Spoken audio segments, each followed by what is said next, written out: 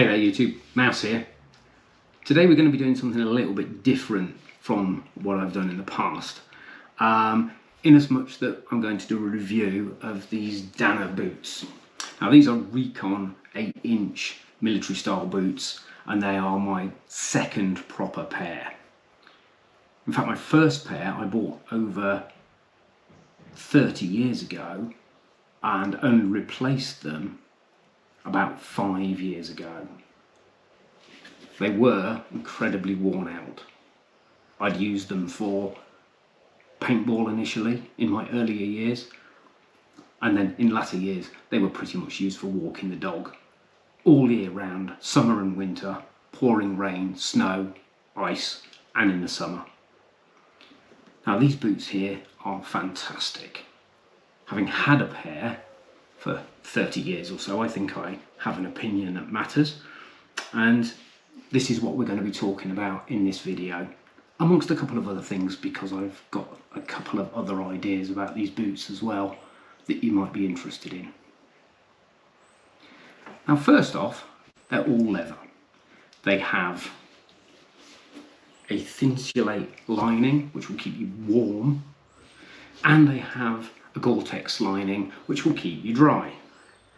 Now the problem is that being a leather boot, leather soaks up water and it will increase in weight and take a long time to dry out if you don't protect the leather, and that's something I'm going to talk about in a little while. They have a Vibram sole, incredibly shock absorbent, and it's what they have called a stitch down welt. And what this means is that if you are local enough to Dana or are prepared to pay the shipping costs and your boots keep going, you can in actual fact send them back and they'll put new soles on them.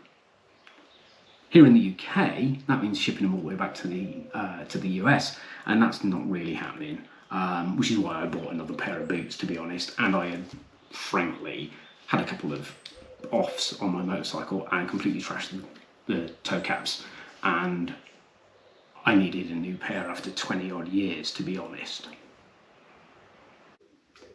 So what's great about these boots is the sheer comfort of them.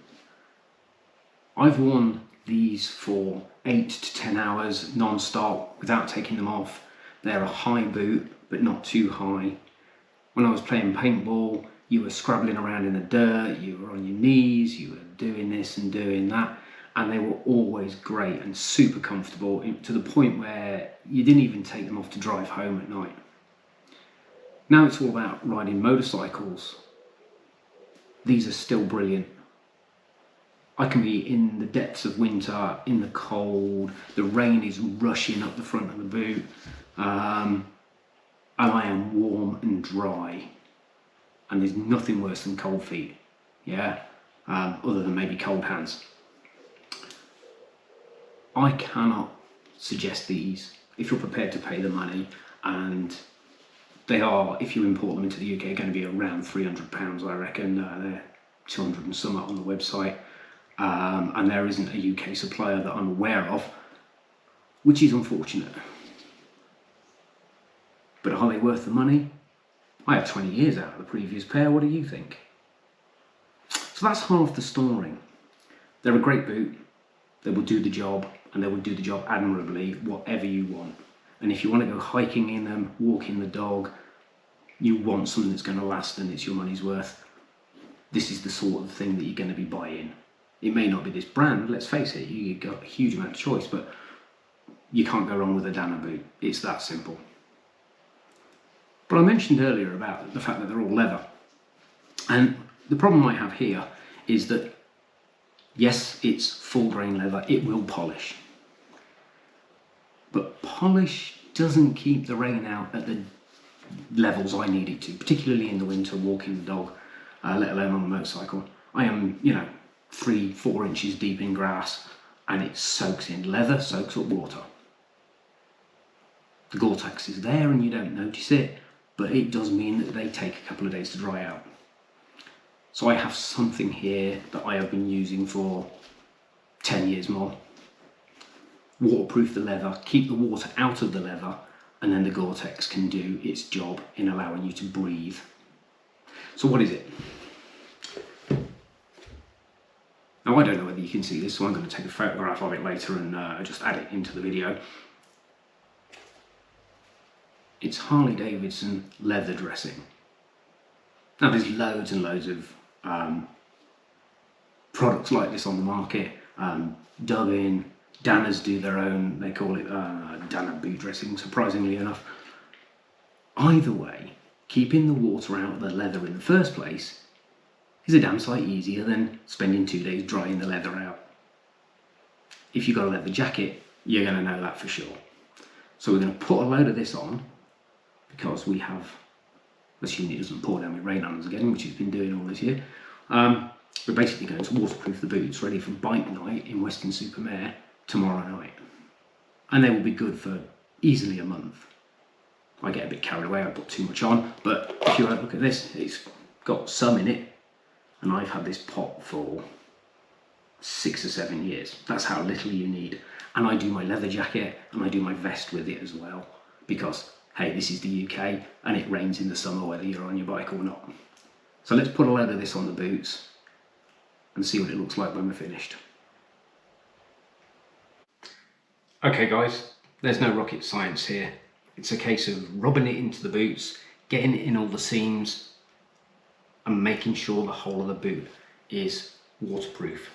And this particularly means here in the welt, because that's quite hard to get into, and something that people always forget, which is why the laces are missing, is inside the boot as well. Okay, this is where water and dirt and filth collects, and this is where you need to be extra careful and get the boots nice and clean. So let's get the dressing all over the boot, and then we'll talk about what happens next. Let's do it.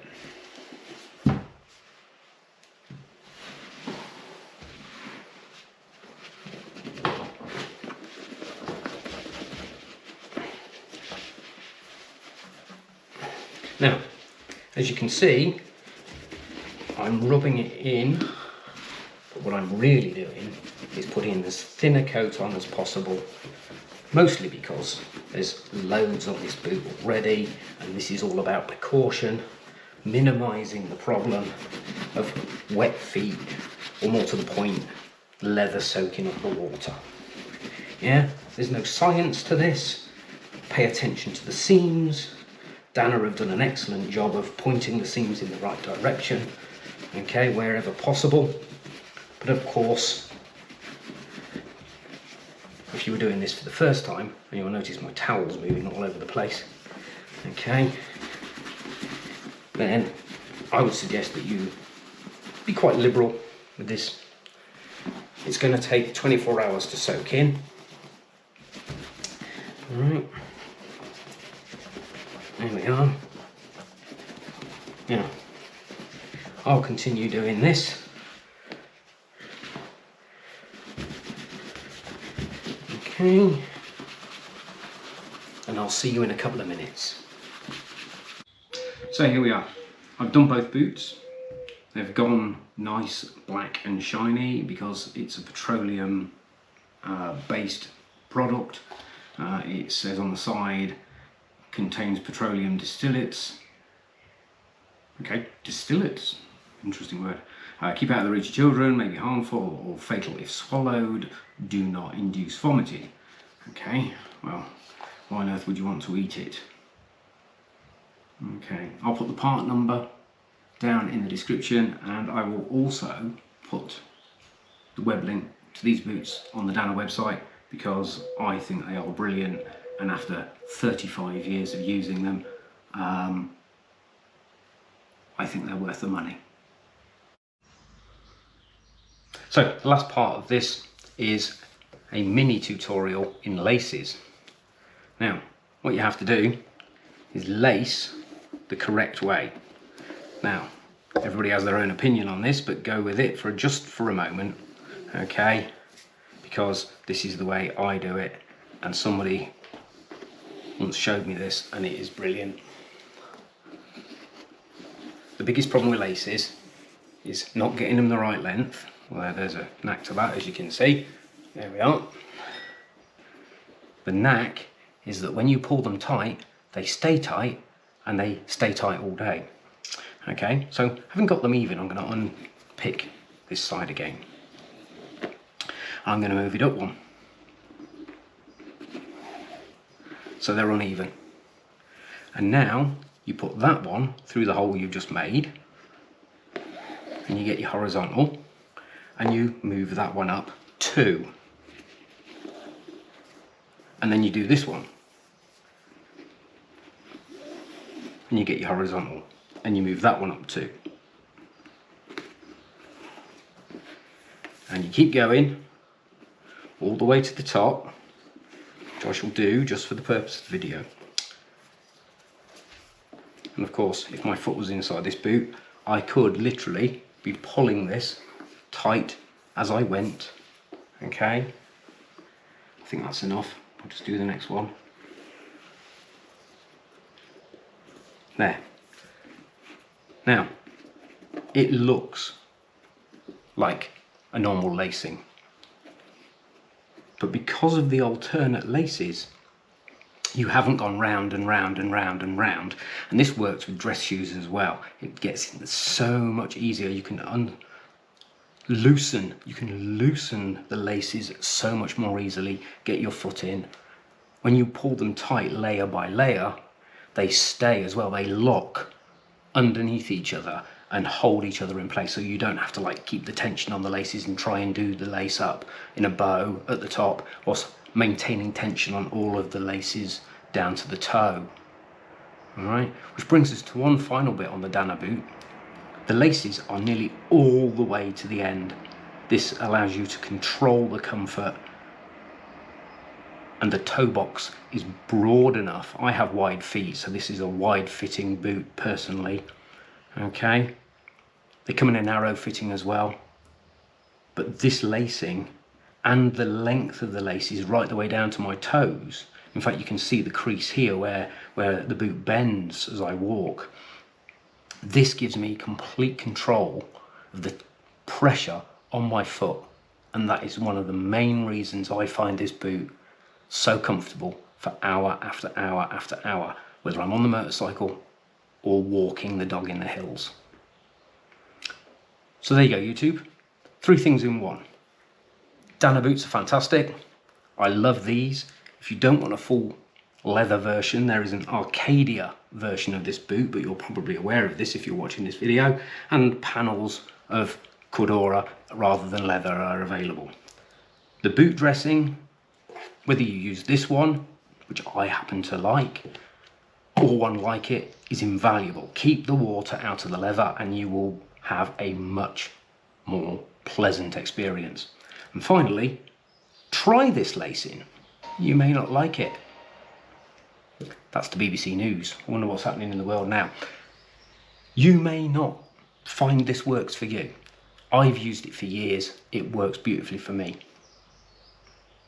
So there you go.